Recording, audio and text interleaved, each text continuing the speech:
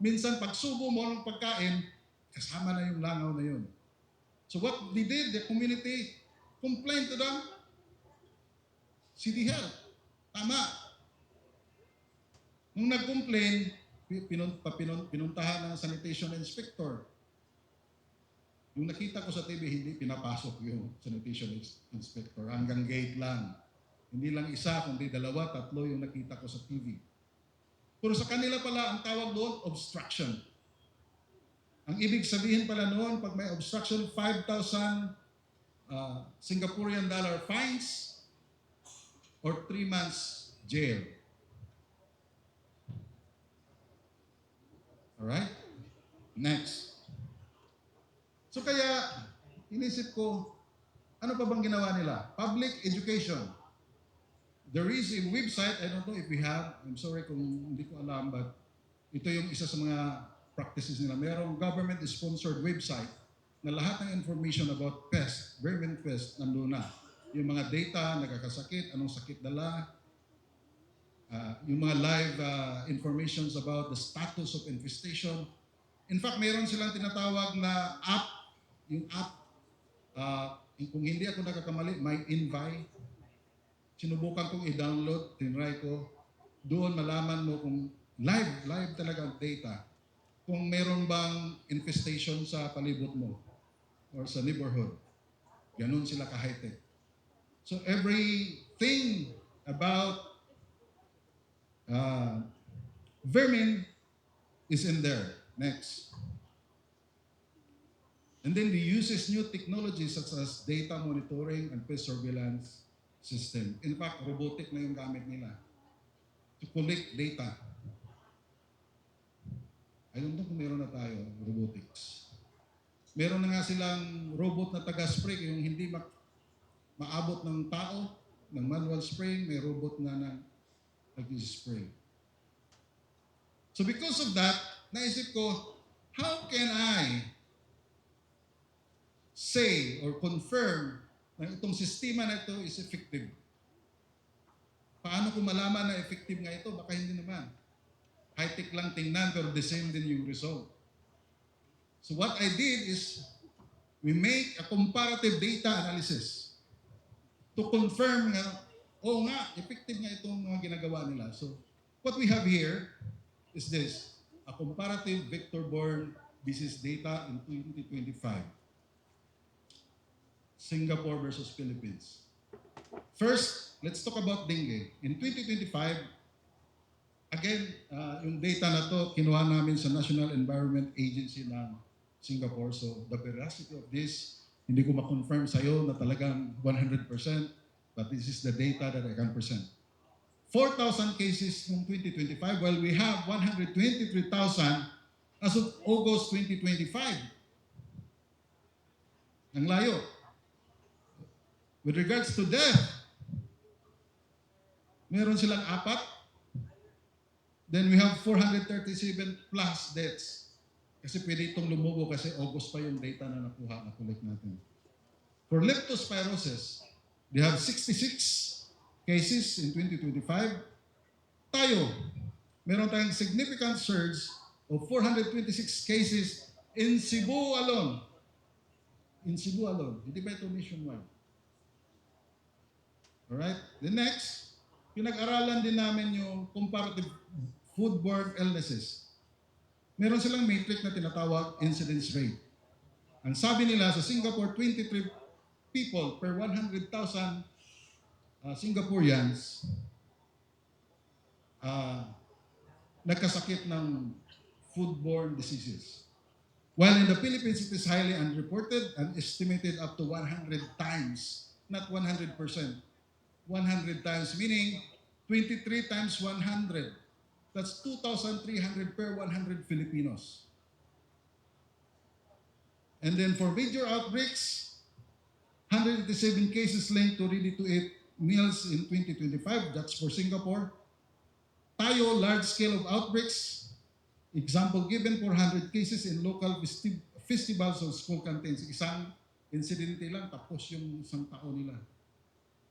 That's the disparity of our data. All right? So kaya naisip ko, ang pest control naman ayon sa PD 56, hindi naman ito trabaho lang ng gobyerno. It is a responsibility of everybody. Lahat tayo, whether you're public employee, public official, or a private entity, or private person, or citizen, lahat tayo, responsibilidad natin ito. And lalo pa nung may nangyari sa mga kakilala ko, sa tao ko, mismo sa akin, so sabi ko, I think it's time. May ibalik naman tayo sa community. And in my own capacity, binuo namin a fish-free community is a healthy community last January. So ano bang ginagawa namin ito? Let me share it with you. Okay lang ba? Hindi ba ko bang ma-share na lang? Alright, so ano bang ginagawa namin? Number 1, education. So ang ginagawa namin, we cooperate with the government, local barangay captain. Kinakausap namin, we will conduct an orientation, education about the pest. Target namin yung mga barangay health workers, yung committee on health ng barangay council, yung SK, yung kabataan. Ang tinuturuan namin sila how to identify the pest, yung mga behavior and characteristics, saan ito nagtatago, and how to DIY na hindi kailangan ng gamot. Sa bahay lang. Paano ito i-reduce ang infestation na sila-sila lang sa bahay. Imagine, ladies and gentlemen, isipin natin, kung lahat tayo, bawat bahay may ginagawa for this, to arrest this problem, don't you think na kaya nating lagpasan si Singapore? Kung lahat tayo may ginagawa. Diba? So next. And we extended it to the private business sectors. Yung mga tauhan nila,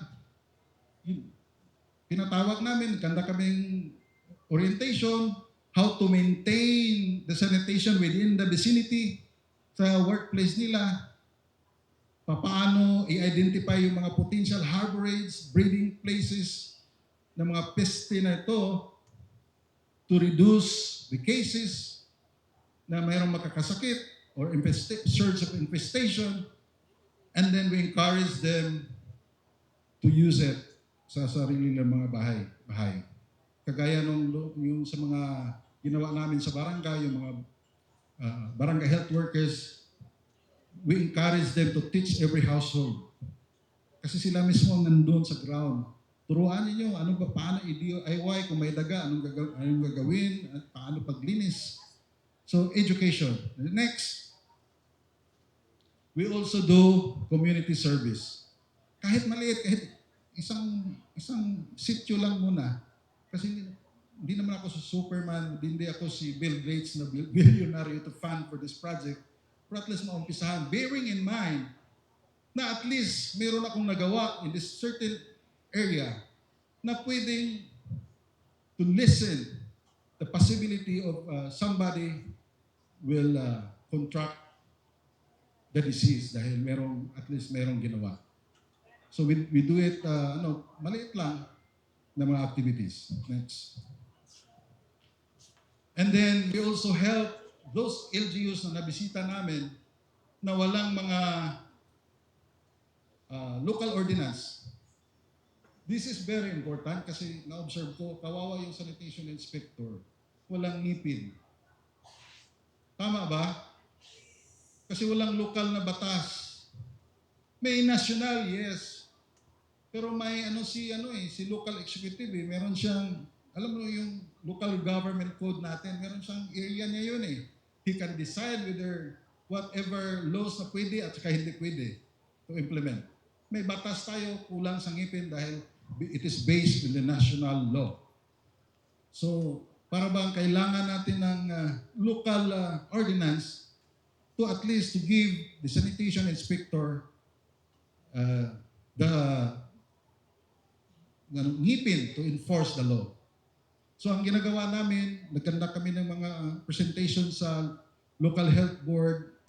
Sinasabi namin kay Mayor, kailangan natin ito, Mayor, because it's in the law. at ano yung benefits na makukuha natin if i-implement natin ito at ano yung mga risk kung walang ganito. So pag maintindihan ni Mayor, okay naman. And ang meron akong ready to minsan kasi when it comes to drafting the ordinance, mahirap yung sino yung magsulat.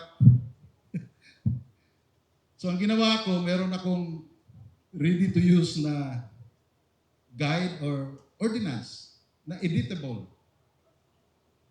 Actually, hindi to sa akin, binigay lang din sa akin, but he gave me the permission na pwede mong i-share.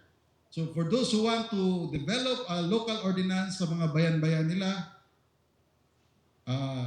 bigay nyo lang yung, saan ba? Yung table namin doon, bigay nyo yung email address nyo, i-send namin para bibigay na lang kang counselor na in charge sa health, Committee on Health sa council. Counselor, meron na tayong ready. I-edit na lang natin ito. Will fit for your requirement. Then madali na lang, i-pass na lang. No? Ang mag-sponsor yata niyan yung Committee on Health, no? Sa City Council or sa Municipality Council. So madali na lang. So kung gusto niyo magkukuha ng kopya, leave your email address, magsisend kami sa inyo. Next.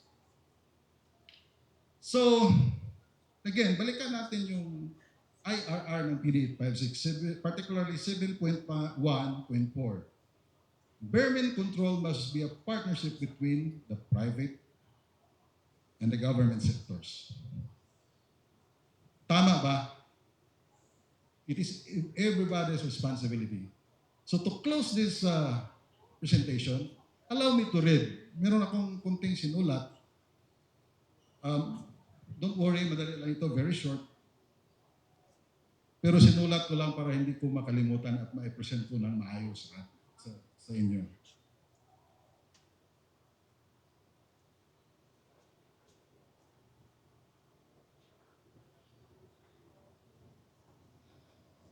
So, ladies and gentlemen,